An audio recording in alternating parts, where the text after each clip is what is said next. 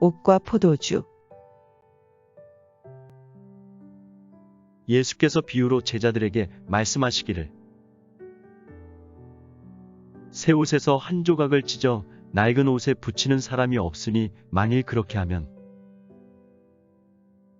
새 옷을 찢을 뿐이요 또 새 옷에서 찢은 조각이 낡은 것에 합하지 아니하리라.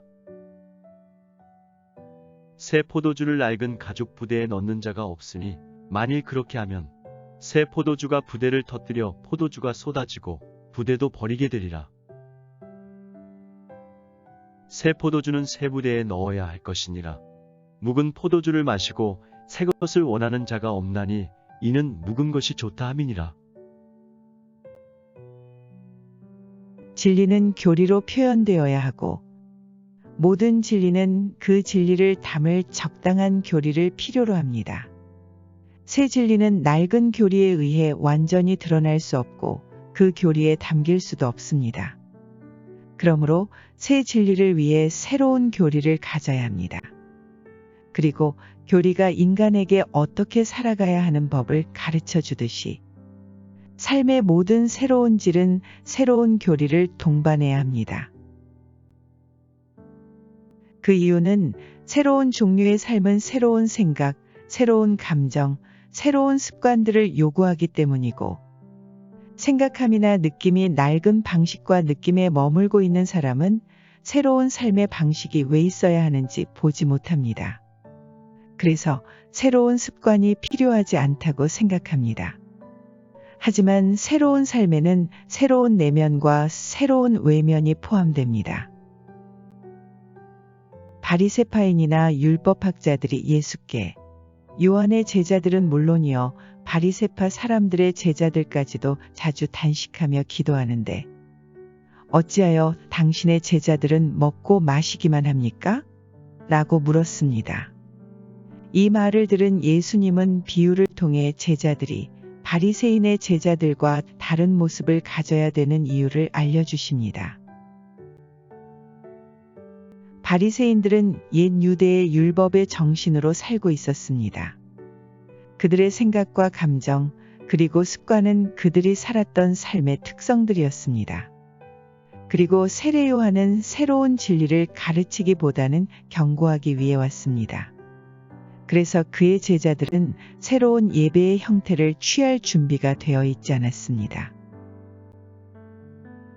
그러나 주님은 새로운 삶의 방향을 소개하시기 위해 오셨고 새로운 진리를 가르치시기 위해 그리고 오래된 관습에 대한 심판을 내리기 위해 오셨습니다.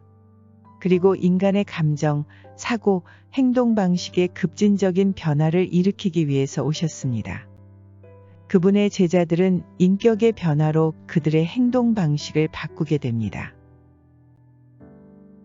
인간들의 영적 삶이 높은 위치에서 낮은 위치로 퇴보함에 따라 이것을 구분해서 새로운 처방이 필요하게 되었습니다.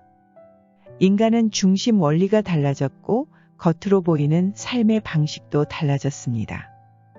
인간이 신성한 사랑을 감사히 여기던 데서 아래로 내려오게 되었을 때 무한하게 부드러운 주님의 사랑은 더 낮고 더 외적인 형체로 그들에게 다가와 그들이 그분의 사랑을 납득할 수 있게 해주셨습니다.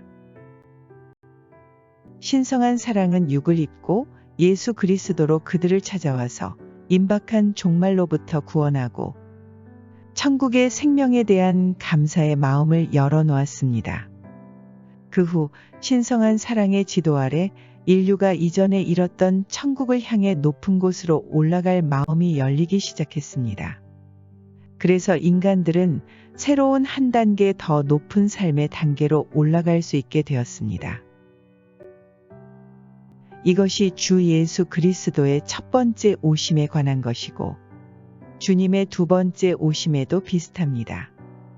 주님의 재림은 바깥쪽 또는 육체적인 오심이 아니라 인간의 심정과 이해성에 오시는 안쪽으로의 오심, 즉 영적인 오심이요.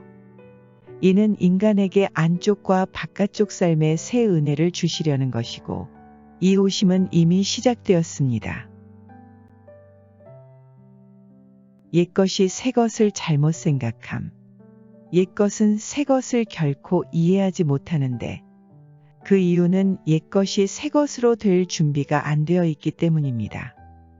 옛것이 상태에서 벗어나 성장하면서 새것은 자신이 과거에 처해 있던 조건을 납득하고 오히려 변화의 필요성을 더욱 실감하게 됩니다. 예를 들면 태어날 때부터 눈이 먼 사람은 자신의 눈이 보는 경험을 하기 전까지는 본다는 것이 무엇인지를 납득하기 힘든 것과 마찬가지입니다.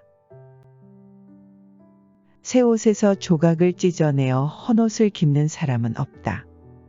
사람을 보호해주는 옷이란 선한 애정들을 영적으로 옷 입혀 보호하는 진리를 의미합니다. 선한 충동은 진리에 대한 지식이 제공하는 보호함이 없을 때 종종 문제를 일으키고 잘못된 방향으로 인도합니다. 그리고 의복의 상징적인 의미 때문에 주님의 말씀에서 의복에 대해 많은 말씀이 있습니다. 거룩한 도시 예루살렘아, 그대의 아름다운 옷을 입어라. 이 말씀은 영적 예루살렘인 교회는 주님의 말씀 속에 든 아름다운 진리로 자신을 잘 차려 입어야 하고, 그리하여 교회가 이 진리들을 가르침으로 해서 인간의 삶을 아름답게 해야 한다는 것입니다.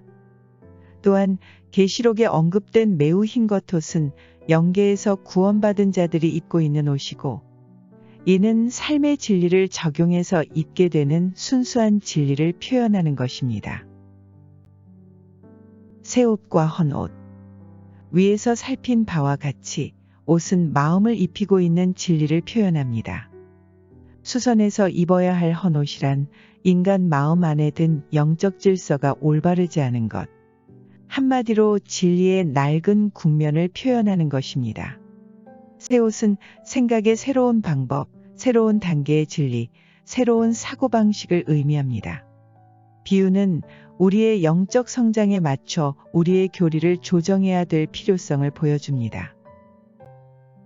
옷을 깁는 것. 낡은 신앙에 얼마만큼의 새 빛을 비춤으로써 낡은 신앙을 보충하려 한다면 그 노력은 성공되지 않습니다. 그 이유는 새 옷의 조각이 헌 옷을 찢어지게 하기 때문입니다. 새 옷처럼 새 진리는 탄력성이 있으나 헌 진리는 헌 옷과 같아서 팽팽하게 당겨질 수 없고 오히려 찢어집니다. 새 옷 조각이 헌 옷에 어울리지도 않을 것이다. 즉, 헌 관점과 새 관점 사이에는 서로 통하는 것이 없다는 말입니다. 가죽 부대는 오랫동안 사용하게 되면 경직되어 있어 그 탄력성을 상실하게 됩니다. 따라서 발효력이 강한 새 포도주를 낡은 가죽 부대에 담게 되면 새 포도주가 발효하면서 발생하는 강하고 독한 가스가 가죽 부대를 부식시켜 그 부대를 인해 터뜨리고 맙니다. 그래서 새 포도주는 항상 새 가죽 부대에 담는 것이 상례로 되어 있습니다. 왜냐하면 낡은 가죽 부대에 새 포도주를 담을 경우 그 부대가 인해 터져 포도주도 버리고 가죽 부대도 못 쓰게 되는 결과를 낳기 때문입니다. 새 진리가 마음에 들어오면 그 진리는 마음으로 시험에 부딪히게 해서 영적 발효를 일으키게 하고, 이 발효는 마음속의 불순물들이 저절로 걸러지게 해서 깨끗함 속에서 진리를 붙잡도록 주변의 불리한 상황에도 마음이 견뎌내게 해줍니다. 엄밀히 말한다면 우리가 그 진리 때문에 고통받고 그 진리를 위해 싸우며 그 진리를 위해 살 때까지 그 진리는 내 것이 아닌 지식으로만 남아 있습니다. 유대교의 형식적인 교리는 기독교의 새 교리인 새 포도주를 넣을 수 없는 헌 부대였습니다. 그리고 기독교회의 교리가 명확치 못하며 불합리하게 되어 감으로써 이 교리는 주님의 재림에서 있게 될 영적 진리의 새 교리인 새 포도주를 넣을 수 없는 헌 부대가 되었습니다. 예를 들면 옛 교리는 거듭남 또는 구원받는 것이 단번에 이루어질 수 있다고 말하는 사람들이 이 교리를 꽉 붙잡고 있는 한, 거듭남이란 점진적인 영적 성장 과정을 통해서만 이루어진다는 영적 진리인 새 교리를 알아차릴 수 없습니다. 영적으로 옛 교리는 묵은 포도주 부대와 같습니다. 진리는 교리에 생명을 주고 교리는 진리를 지탱시켜주며 교리는 진리와 더불으면 팽창되어 질 수밖에 없습니다. 인간이 소년기에서 성인이 되면 그가 입었던 소년 시절의 옷은 그에게 맞지 않게 되듯 어른이 되면 그 나이에 알맞은 크기와 멋이 옷에도 곁들여져야 합니다. 이와 같이 마음이 옛 교리에서 벗어나 성장하노라면 새 교리가 반드시 그 상황에 어울리게 준비되어야 합니다. 교리는 정신 성장의 각 단계에서 채택되는 것처럼 우리의 상태가 현 상태를 벗어나 성장하면 그 하위 상태인 교리 역시 벗어나 바꿔져야 합니다. 그리고 옛 교리를 붙들고 있는 사람들은 하나님을 성내시는 분, 편파적인 분, 징벌하시는 분 등등으로도 보여집니다. 이 견해를 영적인 진리로는 그분은 한 인격 속에 계신 주 예수 그리스도이시고 한 분 하나님이시며 무한한 선함과 사랑을 가르쳐 주시는 분이십니다. 또한 주님과 인간 사이의 동역에 관한 교리, 즉 인간은 악을 금하고 주님을 사랑하며 믿고 순종하는 가운데 선을 행해야 한다는 것, 그리고 자기의 모든 삶, 즉 느낌, 생각, 행동 면에서 악을 거절해야 구원되고 이 일은 주님에 의해 이루어진다는 것을 가르치고 있습니다. 묵은 포도주와 새 포도주. 묵은 포도주를 마셔본 사람은 묵은 것이 더 좋다고 하면서 새 것을 마시려 하지 않는다. 이 말씀은 옛 삶에 만족해하는 이들은 새 삶이 가까이 오는 것을 느끼지 못합니다. 옛 것이 더 좋다고 생각하면서 옛 것을 원하고 새 것을 배척하는 사람들이 있습니다.